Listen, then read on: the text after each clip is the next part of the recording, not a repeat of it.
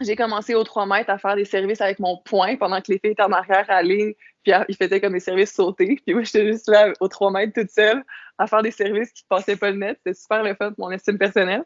Mais tranquillement, j'ai réussi à reculer. Quand j'en avais 3 d'affilée, j'avais le droit de faire un pas de reculon. Comme ça, mais au moins, j'ai progressé vraiment rapidement à être entourée avec des filles qui avaient un super bon contrôle de balle puis qui savaient déjà comment faire. Fait que ma progression s'est faite vraiment rapidement au début. Comment tu penses que tu as réussi à garder un équilibre qui a été sain là-dedans? Au secondaire, en fait, je dirais que selon mes stades de vie, là, ça a été vraiment différent. Donc, je pense que à travers les années, j'ai réussi à trouver une balance entre l'école, le volleyball, puis ma vie sociale, parce que ma vie sociale, c'est forgé avec le volleyball. Donc, j'ai vraiment, mes cercles d'amis, c'est mes amis de volleyball. J'ai des amis qui sont à l'extérieur, mais vraiment peu parce que j'allais appeler ça les normales, les gens qui font pas de sport, dans le fond, ils comprennent souvent moins bien la réalité de nous, les étudiants athlètes qui ont un horaire super chargé, qui vont à des pratiques, puis nos pratiques, c'est pas optionnel, c'est ça. Puis la fin de semaine, on a des tournois, puis c'est pas optionnel, on doit y aller. Donc, au secondaire, pour moi, ça a été vraiment difficile parce que je me cherchais encore beaucoup, puis j'avais des amis qui n'étaient pas nécessairement dans le volleyball, puis ils étaient tout le temps fâchés puis parce que je pouvais jamais aller le vendredi soir à une sortie ou parce que j'avais un tournoi, puis ils me disaient, ben, tu vas pas au tournoi. Puis j'étais comme, mais c'est pas une option, vous comprenez?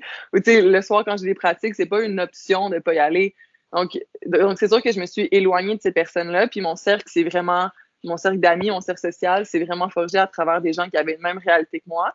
Puis après ça, fait que ça a été plus facile pour moi la vie sociale après ça parce que j'avais les mêmes centres d'intérêt que mes amis. Puis après ça, ça a été plus un challenge d'école parce que étant donné que moi, je ne suis pas une personne qui adore l'école, ça a été très compliqué pour moi de trouver la motivation quand le volley allait pas bien. J'avais vraiment pas envie d'ouvrir mon livre de maths puis faire des maths. Tu sais, vraiment pas du tout. Mais étant donné que je devais avoir une certaine moyenne pour pouvoir jouer, ça a été une très bonne motivation pour moi de le faire. Fait que, tu sais, c'est sûr que j'ai appris à aimer l'école. Ben, je m'excuse, c'était vraiment un mensonge. J'ai appris à être bonne à l'école, puis à travailler pour obtenir ça. Mais je dirais que, tu sais, le volley a vraiment été une bonne motivation pour moi parce que sans ça, puis, tu sais, sans mes coéquipières qui étaient là pour me supporter, parce que techniquement, si j'avais pas les notes, je pouvais pas jouer, puis je brimais tout le monde. Donc, ça a été vraiment un travail d'équipe, je pense, depuis tout mon secondaire. C'est drôle parce que j'arrête pas de me décrire comme une personne qui est non organisée, parce que je crois que fondamentalement, je le suis pas.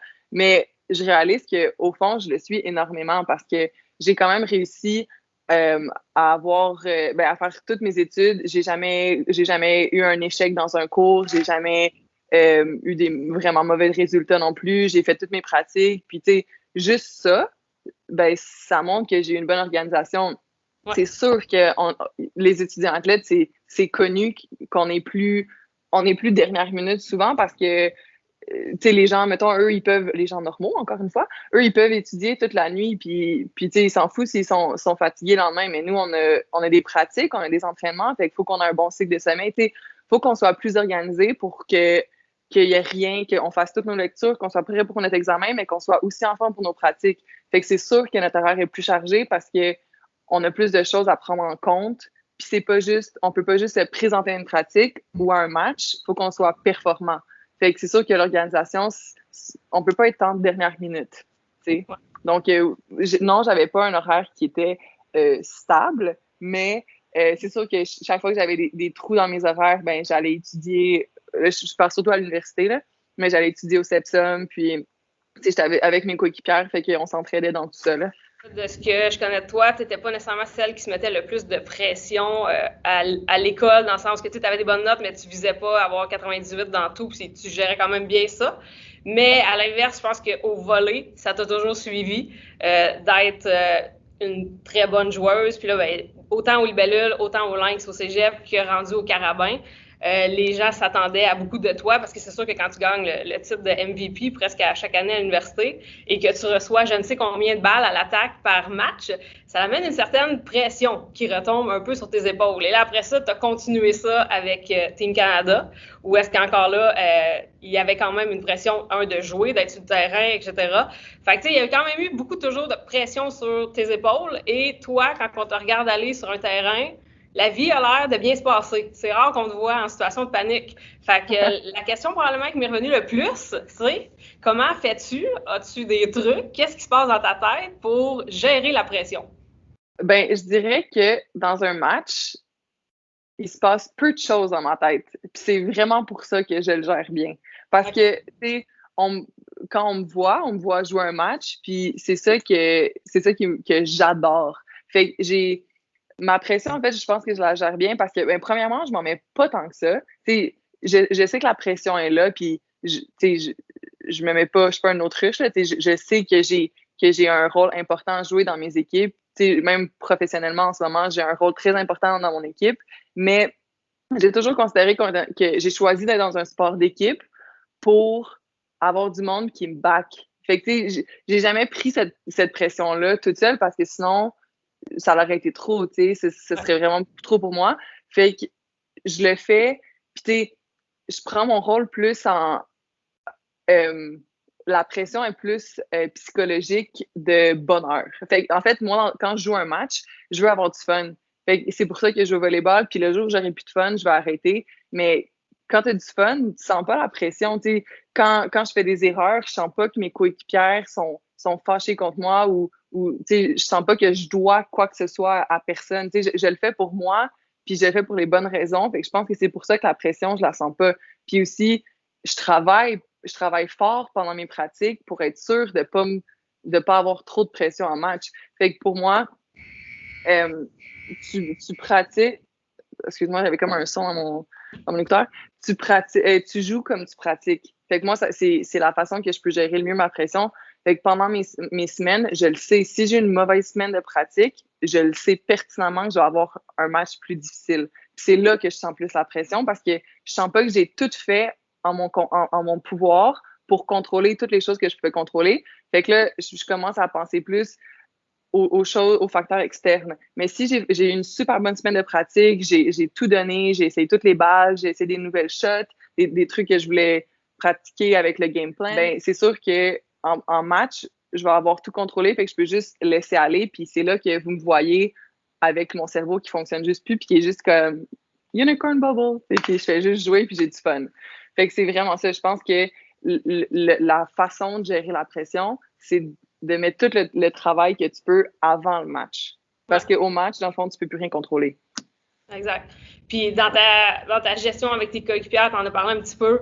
On s'entend que des fois, ben, surtout si je remonte au carabin, vu que beaucoup reposaient sur toi, sentais-tu que eux autres s'attendaient à beaucoup de toi aussi? Avec les années, tu vieillis, les attentes, tu sais qu'il y a des attentes envers toi constamment.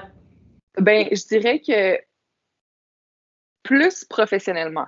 Donc, à l'université, tu sais, c'est pas compliqué. J'ai mon expérience avec les carabins, ça a été ma plus belle expérience de volleyball à vie. Puis les filles avec qui je jouais, c'était pas mes coéquipières, c'était mes amies.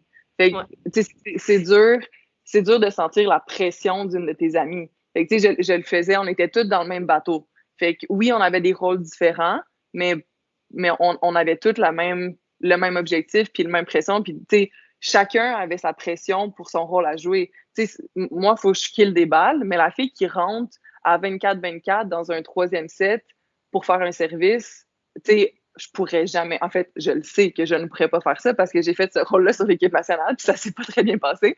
Mon service n'a pas touché le net en dessous. Donc, tu sais, moi, ça, c'est pas mon rôle. Ouais, c'était super familial, gang. Je vous dis. Comme une fois. Au championnat du monde. Mais c'était parfait. En tout cas, donc, bref, ça pour dire que tout le monde a ses rôles, puis tout le monde a une pression différente. Fait que pour moi, mon rôle, je le fais parce que c'est ça que je dois faire, mais tu sais, jouer professionnellement, en ce moment, je sens beaucoup plus la pression à jouer pro parce que c'est mon travail. Mais quand c'était carabin, ben c'était ma passion. Fait que, tu sais, c'était pas exactement géré de la même façon. En ce moment, je suis payée pour faire mes kills, tu sais, pour faire mes attaques, pour faire mes points. Fait que je suis un peu plus à la pression parce que si je fais pas mon travail, ben, je fais pas mon travail. Tandis que Carabin, c'était comme, OK, ben, on t'aime pareil. Effectivement. C'est ça qu'il fallait pour moi. Comme tu dis, tu as un salaire pour jouer pro, évidemment. Puis peu importe comment tes saisons pro vont se passer, ben c'est sûr que là, les agents regardent ça, puis là, ça peut définir un peu ta prochaine saison pro, l'athlète que tu es là. Puis tu sais, ça peut être une différence de signer un contrat à 40 000 versus signer un contrat à 80 000 Fait que c'est sûr qu'on n'est pas au Carabin où est-ce que tu avais une bourse d'études pour aller à l'école. Fait que ton école était payée. Ça s'arrêtait là. C'est ça, parce que tu sais, au bout du compte, jouer quand tu es à l'école, jouer Carabin, pour moi, c'est le pire qui pouvait arriver, c'est que je déçoive du monde. T'sais, le pire qui pouvait arriver ici, si je joue pas bien, mais je peux perdre ma job, ou je peux avoir de la misère à trouver un contrat l'année prochaine. Fait que la pression est pas la même. C'est sûr que je trouve ça plus difficile ici, puis aussi, je suis pas entourée du même monde ici. Je suis vraiment plus isolée. Là, j'ai la chance d'avoir ma coloc qui vient d'arriver, qui est slovaque. Fait que, on peut se comprendre, mais dans mon équipe, les filles, là, il n'y a pas personne qui parle français, puis il y a comme 2 personnes qui parlent anglais. Fait que j'ai pas vraiment de soutien émotif, tu sais. Fait que c'est pas la même expérience du tout, mais non, c'est ça. Fait que c'est vraiment juste 2 mondes différents, puis la pression est vraiment différente dans les deux. Fait que je sens plus de pression. T'as pas appris le turc encore? Yavaş yavaş, günaydın, tamam. Tamam, ça veut dire OK. C'est la seule chose que je dis. Quand mon coach me parle, je dis tamam. C'est tout. Parfait. Ouais, effectivement, ça doit être un enjeu quand même assez majeur. Mais hier, j'ai vraiment trouvé ça drôle quand tu as dit aux filles de secondaire 3, ben des fois, il se passe des conflits à l'équipe, puis je les comprends pas. Fait que ça me tient en dehors des conflits. Non, ça c'est merveilleux parce qu'au début, à tous les jours, là, je faisais du Duolingo, qui est comme une application pour apprendre des langues. Là. À tous les jours, là, j'avais mon petit cahier, là, puis là, j'écrivais le turc. Puis là, à un moment donné, j'ai comme compris que, dans le fond, quand le coach il me crie après, je comprends pas. Puis quand les filles ils se crient après, parce que les Turcs, là, ça a un bon petit caractère. Hein? Donc, quand eux, ils se crient après, ben, je comprends pas. Fait que moi, dans le fond, je suis dans une petite bulle, je suis heureuse. Puis s'il y a du monde qui me crie après, je comprends pas. Fait que j'ai comme arrêté d'apprendre le turc. À bout de ligne, tu reçois des passes à un moment donné, t'as du fun à frapper dans le ballon. Fait que, on s'en sort. C'est en plein ça. Une chance que t'es easy going, mettons. Une chance, oui. Ça l'amène un petit peu, on parle des coéquipières, puis bon, les conflits, etc. C'est probablement l'autre sujet qui est revenu le plus, alors que ça arrive dans n'importe quelle équipe, là, je veux dire, la comparaison, etc. En bout de ligne, tu l'as vécu un petit peu à Joliette, mais il n'y avait pas beaucoup de personnes sur le banc. Vous étiez, comme tu disais tantôt, tout le monde avait des rôles. Je pense qu'au Carabin aussi, tout le monde avait des rôles spécifiques. Mais en même temps, tout le monde aimerait ça avoir un plus gros rôle. Tu sais, à la limite, presque tout le monde aime le rôle que tu as. Quand tu ne l'as pas vécu, tu te dis « Ah, ben tu sais, je vais être la superstar, peu importe. Ouais. » Puis tout le monde travaille fort, tout le monde fait du vidéo avec le coach, tout le monde questionne les entraîneurs. Fait que tout le monde veut se développer. Ça, c'est sûr et certain. Tous les athlètes veulent se développer. Puis tout le monde essaie d'aller chercher un plus gros rôle. Mais nécessairement, ça arrive qu'il y en a qui sont moins satisfaits de leur rôle. Puis que même s'ils progressent, etc., ils n'arrivent pas à avoir plus de terrain. Puis, des fois, ça l'amène, ça peut amener des conflits dans l'équipe. Tu sais, le volleyball, on va pas se le cacher, c'est vraiment un sport qui est facile de se comparer. Fait que c'est un sport de comparaison parce que ta compétition, tu l'as dans ta face pas mal tout le temps. Fait que, tu sais, moi, personnellement, c'est vrai que secondaire, cégep, université, mon rôle... Oh mon Dieu, c'est une cloche d'école. Sorry. Ouais, donc, je m'excuse, ça faisait longtemps. Mais c'est donc, mon rôle personnel, c'est sûr que mon rôle était fixé. Ouais. Mon rôle était fixé, mais sur l'équipe nationale, pas du tout. J'ai dû me battre toutes mes années pour avoir un bout de terrain. Puis ma compétition, c'était une de mes meilleures amies sur l'équipe. Fait que c'est vraiment difficile, mais ce qui est vraiment important, pour avoir vécu les deux, là, pour avoir vécu la fille qui était sur le terrain puis qui voit ses amis se battre l'une contre l'autre pour un poste, puis avoir été la personne qui se bat pour un poste, c'est vraiment important de focusser sur soi parce que une fois que tu commences à embarquer dans la roue de te comparer, puis d'être comme, ben là, je fais plus de points, je fais plus de blocs, moi, je suis meilleure en défensive, tu tu perds complètement de vue qu'est-ce que tu es capable de faire à ton meilleur potentiel. Le coach, tu pourras pas influencer qu'est-ce qu'il veut. Puis peut-être que lui, il voit quelque chose de différent. Peut-être que il a besoin d'énergie sur le terrain. Peut-être qu'il a besoin de plus de calme sur un terrain. Peut-être qu'il a besoin de... Qu'est-ce que le coach a besoin? C'est pas en ton pouvoir. Toi, ce que tu peux contrôler, c'est ton attitude, c'est ton fight pour aller chercher des balles et tout. Fait que c'est vraiment focusé sur toi parce que dans des camps d'entraînement, puis tu sais, hier, je racontais ça aussi, j'ai fait énormément de tryouts pour l'équipe nationale et tout. Puis souvent, j'ai la fâcheuse manie de me comparer avec les autres, comme n'importe qui. Je pense que c'est vraiment normal. Puis je me rappelle à un tryout qu'on était on était à une table parce qu'on déjeune toutes les filles ensemble avant d'aller faire les tryouts. Puis tu sais, je disais à quel point est-ce que toutes les filles autour de moi étaient tellement bonnes. Puis moi, dans ma tête, j'avais aucune chance de réussir parce que je me disais, hey, cette fille-là est tellement plus grande que moi, elle frappe plus fort, elle est plus constante, puis il n'y a aucune chance. Puis en se parlant, j'ai réalisé qu'eux disaient la même chose de moi. Mais moi, j'étais tellement concentrée à voir qu'est-ce qu'eux avaient que j'avais complètement oublié qu'est-ce que moi, j'étais capable de faire. Puis ça a été vraiment un déclic pour moi de me dire, OK, il faut vraiment que tu arrêtes de focusser sur qu'est-ce que ces filles-là peuvent faire, que toi, tu peux pas, puis de focusser sur qu'est-ce que toi, tu peux faire. Je pense que ton positivisme aussi, ou de pas trop embarquer dans du négatif dans ta tête, ça t'a aidé beaucoup, et de voir les choses de la bonne façon. Tu sais, effectivement, tu jouais pas tout le temps à l'équipe nationale, puis tu venais de sortir de 5 ans universitaires où est-ce que tu ouvrais le calibre. Fait que tu sais, t'as dû travailler sur toi aussi, mais t'es quand même resté positive là-dedans, je pense. Ouais, je pense que la chose la plus forte que tu peux contrôler, c'est vraiment ta tête, là, puis c'est vraiment ça le plus dur. En tout cas, pour moi, ça a été ça le plus dur. Encore aujourd'hui, ma tête va comme ça, là, puis je pense que c'est normal aussi, ouais. mais une fois que tu peux la gérer, le reste va tellement bien, là. Je me demandais, c'est quoi, genre, les meilleurs conseils ou les meilleures leçons que tu as appris, genre, pendant tout ce parcours-là? OK. Mon meilleure leçon, elle est super quétaine. Puis elle est vraiment, premièrement négative parce que c'est vraiment la leçon. Je sais vraiment pas si c'est la vidéo aussi. Je le dis souvent parce que c'est vraiment ça, le volleyball pour moi. Ma plus grande leçon, je l'ai vécue après ma défaite au championnat canadien avec les Carabins. Pour vrai, j'en parle encore, là, puis je pourrais encore broyer. Ça fait comme 4 ans. Là. Mais pour moi, ça a été vraiment clé comment est-ce que le volleyball, c'est tellement plus que des médailles, c'est tellement plus que des victoires puis des défaites. C'est un sport d'équipe, c'est quelque chose que tu t'investis dedans. Puis les Carabins, pour moi, ça a été 5 ans où est-ce que j'ai tout donné. Là. J'ai donné mon cœur, mon âme, mon corps, mon épaule aussi. Donc, j'ai vraiment tout donné pour la structure, pour mon coach que j'adore, pour mes coéquipières qui étaient des sœurs pour moi. Puis à la fin de cette défaite-là, qu'on n'a pas vu venir, là, parce que, tu sais, je me rappelle, on a gagné le championnat provincial contre McGill, je pense. Parce que oui. Ouais, je pense que oui. Puis, je m'en rappelle. Je me rappelle. Puis moi, j'ai pas une très bonne mémoire, mais je me rappelle qu'on n'a même pas vraiment célébré parce que notre mindset était tellement sur le championnat canadien que pour nous, c'était une étape. Puis à la première étape du championnat canadien, on a perdu. Fait que je ne peux pas vraiment mettre de mots sur la douleur que ça l'a fait, là. C'était terrible, tu sais. Fait qu'on était dans le vestiaire, mais après ça, on s'est tous regardés, puis on était comme, on est encore tout entre nous. Puis c'est ça le vrai trip. Tu sais, le trip, oui, c'était de gagner le championnat canadien, mais c'est tellement de beaux souvenirs d'avoir du fun. Tu sais, je me rappelle avec Katia, on avait tellement des beaux jeux ensemble. Katia, c'est la passeuse. Puis, tu sais, on avait tellement des belles combinaisons ensemble. On avait comme une full belle chimie entre les filles. Puis tu sais, j'ai jamais revu ça après. J'ai jamais...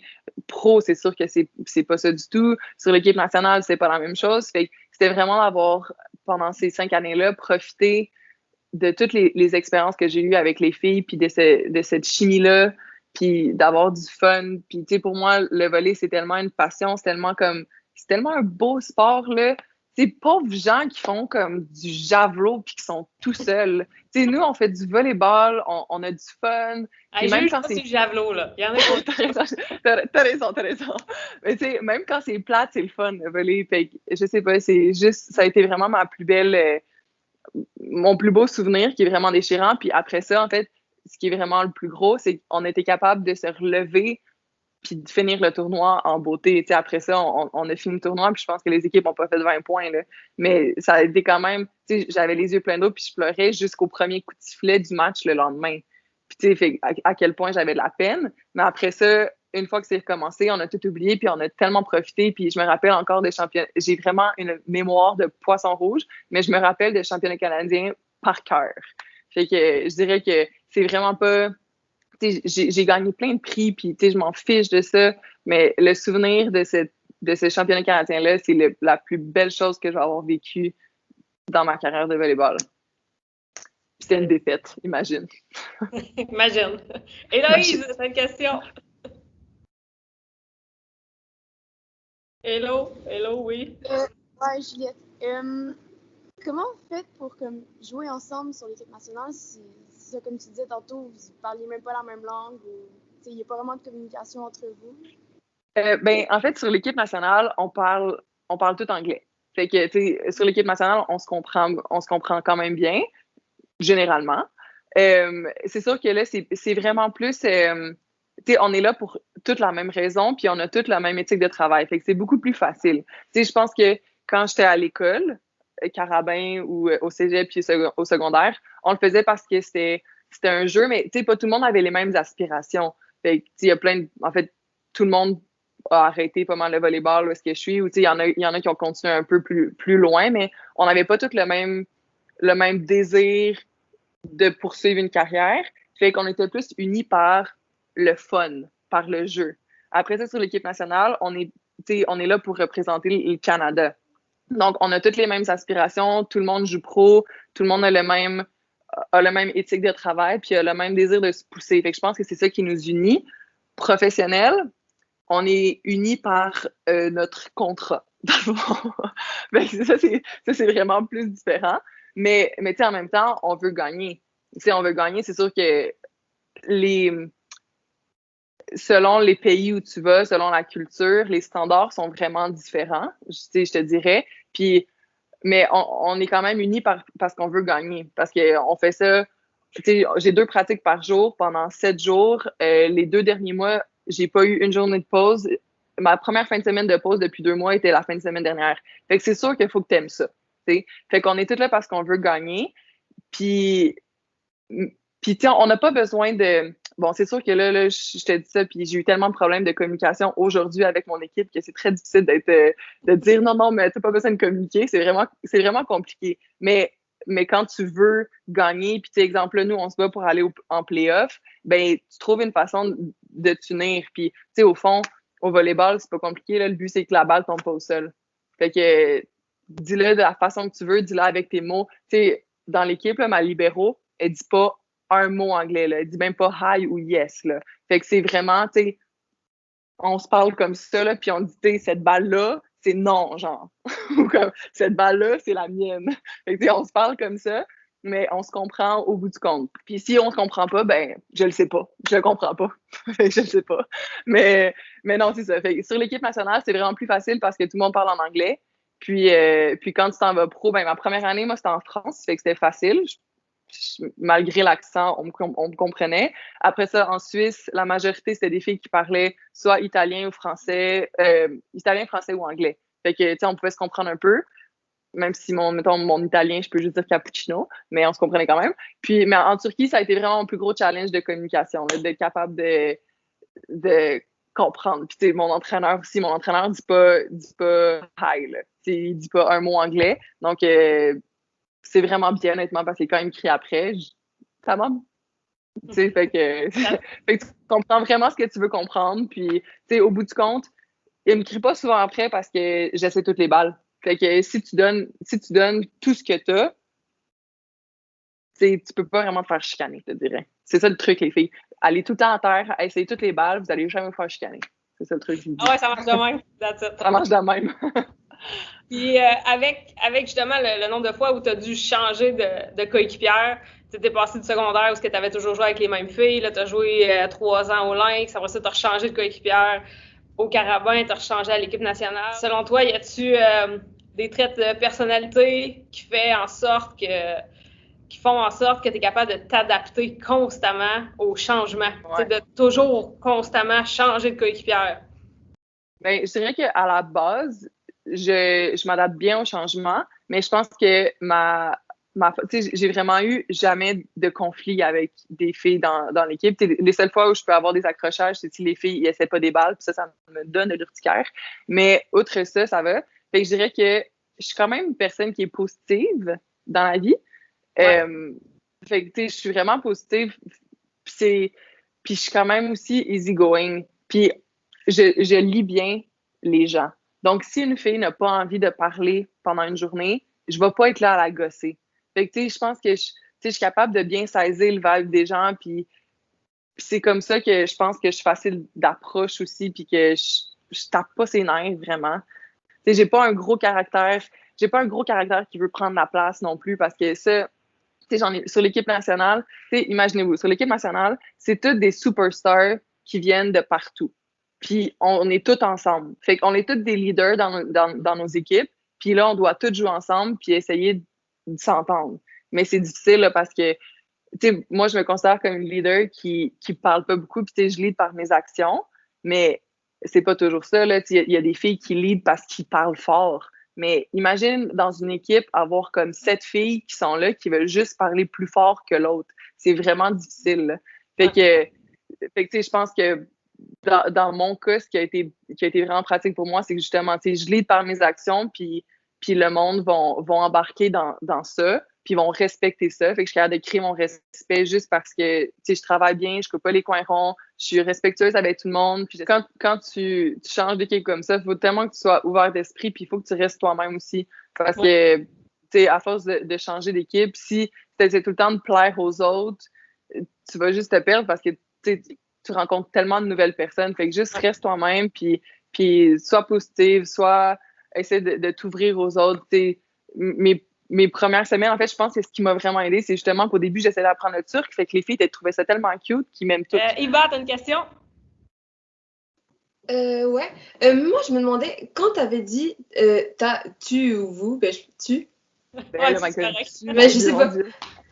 Tu. Quand t'avais dit que après avoir perdu, genre ça allait, tu pleurais jusqu'au coup de sifflet, mais qu'au coup de sifflet, ça allait bien après. Qu'est-ce qui se passe dans ta tête? Ben, c'est vraiment, en fait, c'est une très bonne question parce que je me rappelle pertinemment qu'on faisait le warm-up d'attaque, puis mon coach, Olivier, m'a regardé puis il m'a dit, est-ce que tu peux jouer? T'es-tu correct? J'étais un flot, là, je braillais encore. Puis là, il m'a dit, t'es-tu correct? Puis j'ai dit, ouais, quand c'est en train de siffler, ça va être correct. Mais quand j'embarque dans un match, j'oublie tout, j'oublie les estrades, j'oublie les coachs, j'oublie tout. Je suis juste avec mes filles sur le terrain. C'est juste à ça que je pensais. Puis on était toutes dans le même bateau, là. Les filles qui étaient autour de moi, on avait toutes le cœur brisé, mais on était toutes là l'une pour l'autre. Fait que je pense qu'une fois que le sifflet a commencé, c'était le match, puis j'étais juste focus sur, OK, chaque action, OK, là, je dois réceptionner. J'étais plus focus sur le match, puis sur les filles autour de moi que sur, on vient de perdre le championnat national, qui était le nôtre. Fait que, je pense que c'est la même chose aussi pour les foules, jouer à Sherbrooke avec du monde qui crie dedans l'oreille, là. C'est la même chose. Il faut juste que tu sois focus sur la tâche que tu as à faire, puis être dans un stade. J'ai été, OK, faire un match en République dominicaine contre la République dominicaine, là, le monde crie tellement que tu shakes, le plancher shake, là, c'est fou. Mais une fois que tu es dans ton match, ben, t'entends plus rien. Tout part. Fait que je pense que c'est vrai. T'as comme pas le choix dans un sens de bloquer toutes ces distractions-là parce que sinon ta concentration, c'est difficile de rester focus, ça. Ouais, exact. Fait que dans le fond, genre, tu focusais plus sur le côté technique que le côté émotionnel. Fait que là, ça t'aidait à plus focus sur la game. Ouais, mais exactement. Puis c'est un peu la même chose. C'est sûr que vous l'avez senti à un moment donné. Tu sais, quand on a une journée de merde, là, une vraie pas bonne journée, là, puis qu'on a une pratique, tu sais, c'est le seul 2 heures de ta journée que, ben finalement, tu sais quoi, ça va quand même bien. Mais c'est la même chose, en fait, parce que quand tu es dans ta pratique, tu penses pas à comme ton chum qui était pas un bon chum, ou genre ta mère qui t'a crié dessus, ou ton examen qui s'est pas bien passé. Tu sais, c'est ton 2 heures où est-ce que ta tête est juste vide parce que tu sais, le volley, c'est un sport très intelligent parce qu'on doit faire des choses très intelligentes. Fait que ton cerveau, il fait juste penser à ça. Tu sais, je reviens au javelot. Peut-être qu'au javelot, là, ce serait pas la même chose, mais au volley, excuse-moi, mais si je dois essayer de penser à, OK, réceptionner, après ça, enchaîner avec un call, peut-être que je dois changer le call avec ma passeuse, je dois aller dans les airs, frapper un ballon d'une certaine façon pour l'adversaire. Tu sais, j'ai tellement de choses à penser que je peux pas penser à rien d'autre, puis c'est ça qui fait tellement du bien. J'aimerais spécifier aussi que tu n'es pas une grande fan des warm-up. Fait que ça se pouvait que tu pleurais encore dans le warm-up parce que toi puis les warm-up, ça va pas du tout. Gang, là, j'ai une horreur profonde des warm-up. Puis j'en fais 2 fois par jour parce que j'ai 2 pratiques par jour. Je warm-up tout le temps. Puis à chaque fois, ça me fait le même effet. Puis j'ai 28 ans, puis ça va jamais changer. J'ai ça pour mourir. C'est bien vrai, ça. Hey, j'ai ça. Moi, là, si je pouvais juste être comme, tu sais, arriver puis être comme, OK, let's go. J'ai ça. Je sais pas, on fait tout le temps la même affaire, c'est plate, c'est long, c'est plate. Je pense pas que ton épaule survivrait, par contre. T'aurais une difficulté non, c'est sûr que non. C'est sûr que non. Rosalie, t'as une question? Je me demandais, est-ce qu'il y a quelque chose que tu regrettes ou genre que tu aurais changé ou tu aurais fait différemment?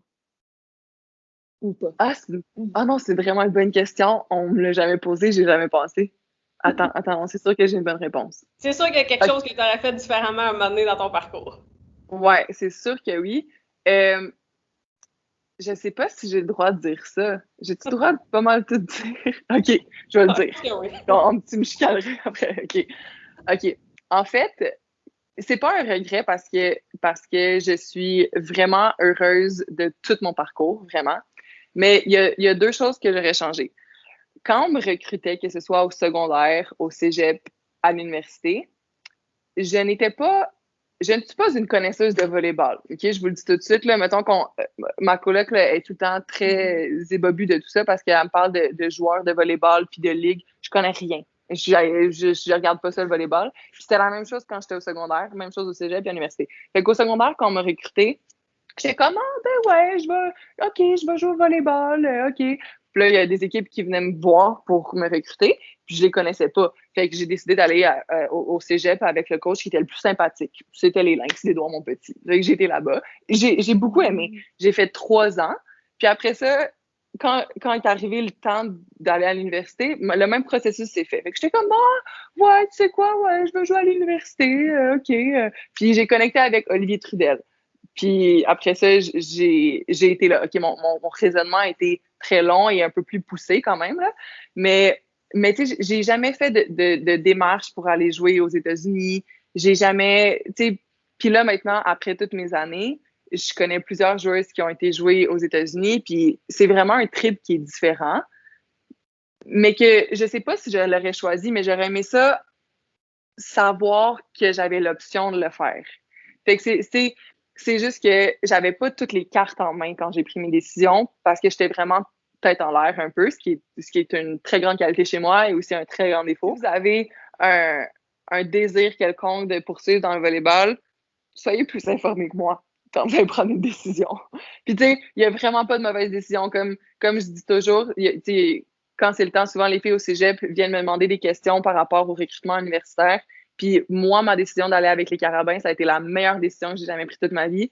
Les Carabins, c'était fait pour moi. Le programme était fait pour moi. Le coach était fait pour moi. Mais ma meilleure amie qui a été à McGill, elle, ça a été sa meilleure décision. La coach était faite pour elle. Puis McGill était fait pour elle. Fait que, tu sais, c'est vraiment... moi, je pense... Je sais pas si j'aurais été aussi heureuse d'être coachée par le coach de Sherbrooke, par exemple. Mais du monde qui ont été à Sherbrooke ont été très heureux. Fait que c'est vraiment... prenez la décision pour vous parce que ça peut être la meilleure expérience de votre vie, mais il faut que vous la preniez pour vous. Oui, ça fait longtemps que tu joues au volley et tu as des pratiques presque à chaque jour. Fait que là, il faut que tu restes motivé puis que tu te dises que ton entraînement va être utile aujourd'hui, que tu vas apprendre quelque chose ou que tu vas travailler quelque chose. Est-ce que ça se fait d'être toujours motivé après 14 ans, 16 ans de volley, à être toujours ouais! Ouais, non, pas du tout. Surtout que dans mon cas, depuis que je suis, dans le fond, depuis que je suis au secondaire, l'année, j'étais avec les libellules, l'été, je faisais les camps du Québec. Fait que dans ça, c'était un peu plus lousse. Fait que je devais avoir peut-être 1 mois de congé. Après ça, au cégep, ça a été la même chose. Je faisais tout le temps les équipes du Québec. Fait que je faisais du volleyball l'été aussi. À l'université, dès ma première année universitaire, j'étais sur l'équipe nationale. Fait que ça veut dire que pendant l'année, je faisais du volleyball, puis pendant l'été, je faisais du volleyball au complet, puis je revenais exactement pour le début de la saison. Fait que ça, je fais ça depuis que j'ai... à quelle heure tu rentres en tout cas, depuis très longtemps. Les équipes du Québec depuis 15 ans à peu près. OK, depuis que j'ai 15 ans. Fait que, tu sais, la dernière fois que je me suis ennuyée de jouer au volleyball, c'était pendant le COVID, qui a été pour moi une bénédiction. Parce que c'était ma première pause de volleyball depuis tellement longtemps.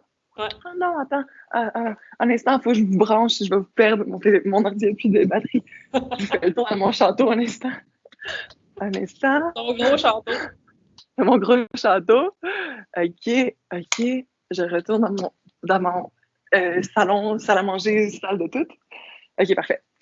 Donc, attends, j'ai pas vraiment fini, là. Faut que je vous plug pour vrai. Vas-y, je t'en prie.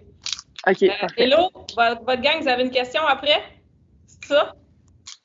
C'est Juliette qui est en contrôle du... ouais, OK, parfait. Fait que vous allez avoir votre question après. OK, parfait. OK, on est all set. Donc, comme je disais, la dernière fois que je me suis ennuyée du volleyball, c'était vraiment grâce au COVID.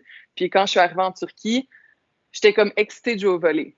Mais là, ça fait 7 mois que j'ai 2 pratiques par jour. Puis comme je vous ai dit, dans les 2 derniers mois, on a eu 3 jours de congé. C'est parce qu'on l'a demandé. Fait que non, c'est impossible d'être toujours motivé. Puis en plus, c'était très drôle parce que hier, on me l'a demandé. Là, puis hier, là, c'était une de ces journées, gang, que j'aurais préféré faire des intégrales plutôt que jouer au volleyball. Fait que j'étais arrivée en pratique, là. Puis là, j'avais ma musique, j'étais comme, OK, t'es capable, tu vas le faire. Fait que là, j'étais couchée par terre, puis je me disais, là, il faut encore que je fasse un warm-up, premièrement. Il faut que je passe par ça. Fait que là, il faut que je fasse mon warm-up, puis là, je dois encore jouer au volleyball. Mais une fois que je commence, tu sais, c'est le fun, le volley. Fait qu'une fois que j'ai fait mon warm-up, là, de reculons, là, en grinçant des dents, puis là, une fois que je commence à vraiment jouer au volley, je l'oublie parce que j'ai des choses que je veux travailler. Tu sais, je sais que, exemple, ma réception, elle roche un peu ces temps-ci. Fait que, tu sais, je suis vraiment focus dans ça. Après ça, je focus à mon service. Fait que, tu sais, je focus j'ai des petits objectifs.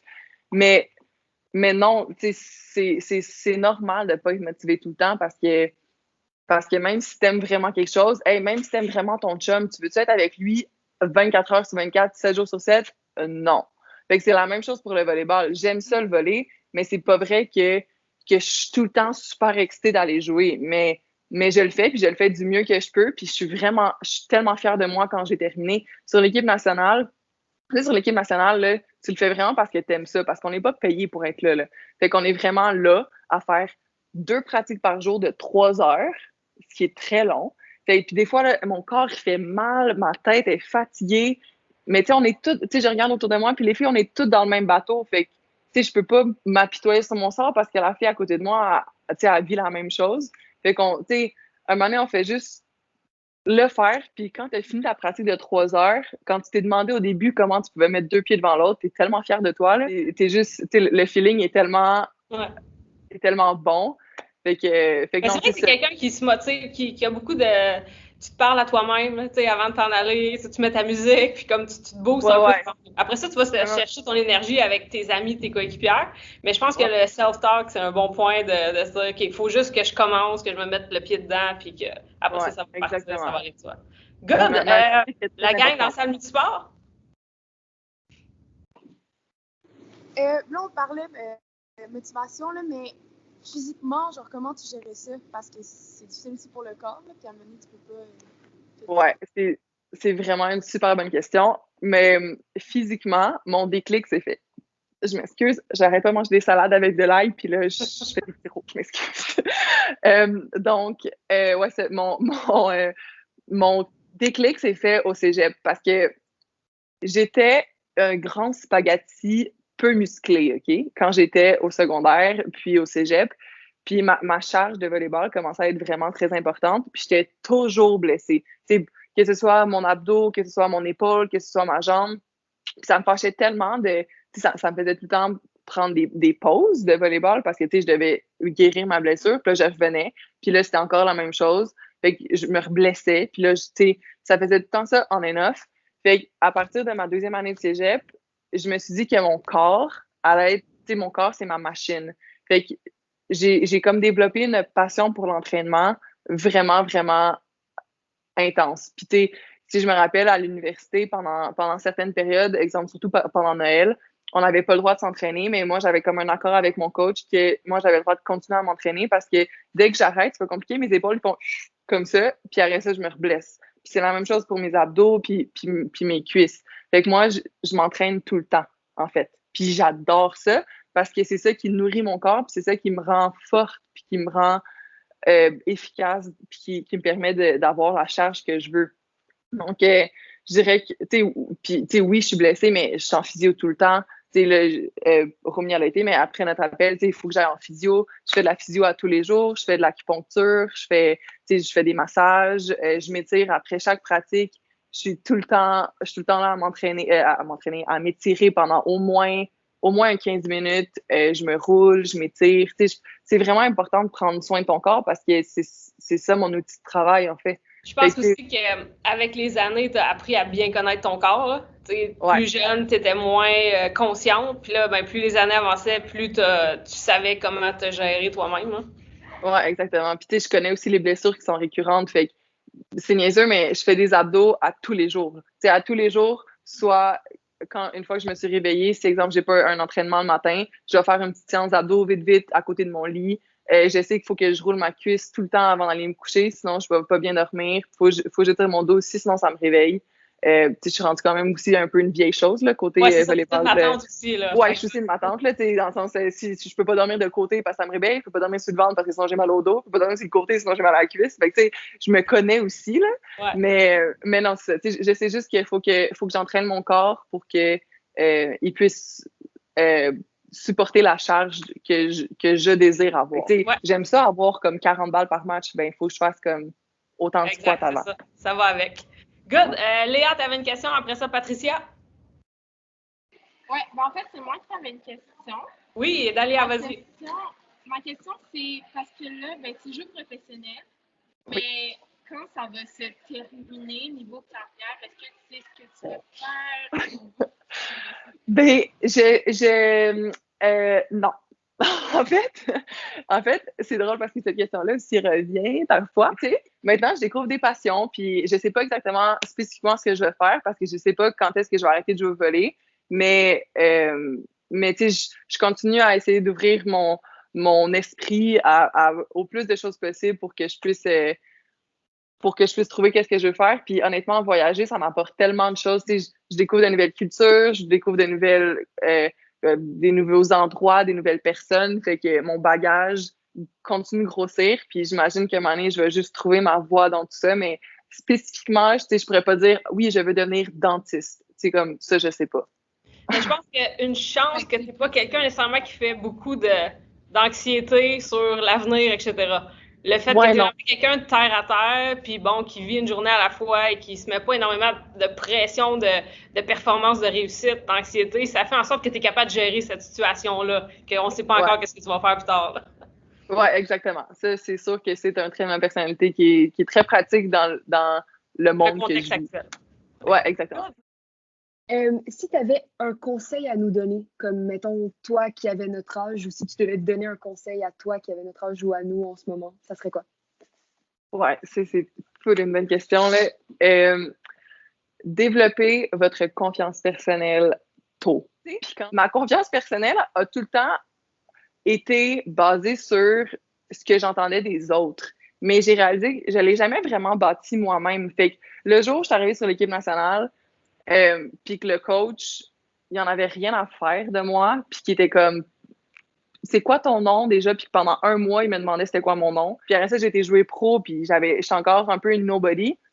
Ben j'ai comme réalisé que dans le fond j'avais vraiment pas de confiance personnelle, puis tu sais j'avais vraiment, tu sais, je savais pas sur quoi ma carrière de volleyball reposait, puis c'était comme ma confiance était un peu fake. Elle venait un peu des autres personnes. Fait que, tu sais, je réalisais que j'étais tellement critique envers moi-même. Chaque fois que je faisais des erreurs, je m'auto-flagellais énormément.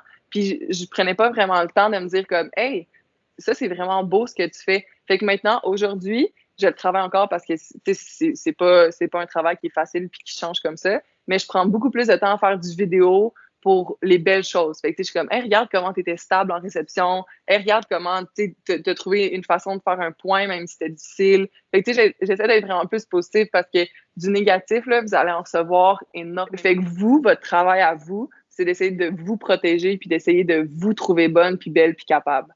Ben, moi, c'est quelque chose que, tu sais, j'ai toujours dit à tout le monde, hey, t'es belle, t'es bonne, t'es capable. Puis j'ai comme jamais vraiment pris le temps de me dire comme, hey, Marie, toi aussi, t'es belle, t'es bonne, t'es capable.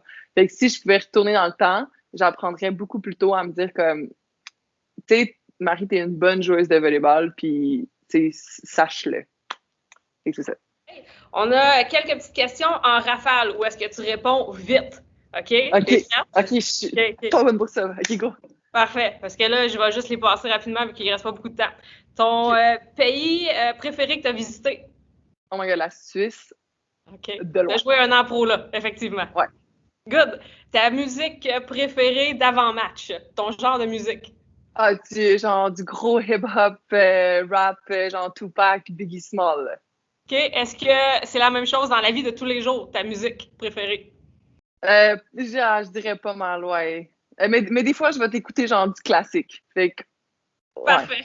Mais genre pas Taylor Swift, je m'excuse. Excellent. Souliers de volley préférés?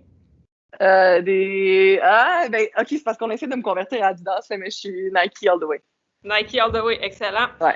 Ta collation d'avant-pratique, d'avant-match préférée que tu manges? Ben, en fait, ici, c'est ça. Ce sont des petits abricots déshydratés. Ah ouais? C'est délicieux. Ma foi, c'est délicieux. Au début, je jugeais beaucoup, mais c'est très bon. OK, good. Ouais. Un repas soutenant qui est excellent pour un athlète, selon toi? J'allais dire une lasagne. C'est tellement pas ça, là, mais attends-le. Attends, je peux-tu faire genre passe-revient? Oui, tu peux faire OK, passe-revient. OK. Ouais, passe-revient. Si tu avais un pays à choisir pour vivre plus tard, est-ce que tu choisirais le Canada?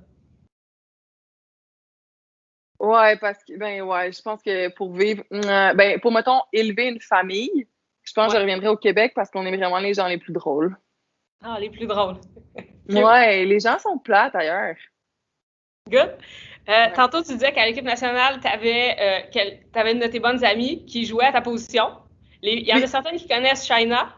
Lève la main ceux qui ont déjà pratiqué ou qui ont déjà vu Shaina cet été, dans toute sa randomness sur Terre. Excellent. Fait qu'il y en a plusieurs qui l'ont déjà vu, probablement croisé. Qu'est-ce qui fait en sorte que tu as une aussi bonne relation avec Shaina, qui était incessamment ta compétition directe à l'équipe nationale? Parce que Shai, elle est aussi un free spirit que moi. Et genre, elle prend, tu sais, on fait des aventures ensemble, on rit ensemble, on dit des choses ensemble qui ne font pas de sens. Shai, c'est comme ma sœur. C'est facile, elle est facile. Elle est drôle. Vrai. Très vrai. Vous êtes deux, justement, pas trop en anxiété. Là. Ça, c'est un fait. Exactement. Une habitude de vie primordiale pour un athlète? Dormir. Genre, dors. Bonne réponse. Moi, je dors 10 heures par nuit. Non, mais ça, j'ai découvert le beach, puis pour vrai, je sais pas pourquoi j'ai jamais fait ça avant. Ben, en fait, je sais parce que je faisais tout le temps l'équipe nationale indoor. Mais c'est juste trop le fun, my God! Fait que je vais découvrir ça, puis tu sais, honnêtement, de faire du volleyball indoor 12 mois par année, tout le temps, ça me rend un teint trop malade. Donc, je vais jouer au beach. Fait qu'au lieu d'habiter à Vancouver, à l'intérieur, tu déménages à Toronto pour le beach. C'est bien. Ouais, ça, c'est comme un downgrade parce que Vancouver, on s'entend que c'est nice. Mais, you gotta do what you gotta do. Exactement. Hey Marie, un gros merci pour ton temps. C'était super le fun. Merci à vous.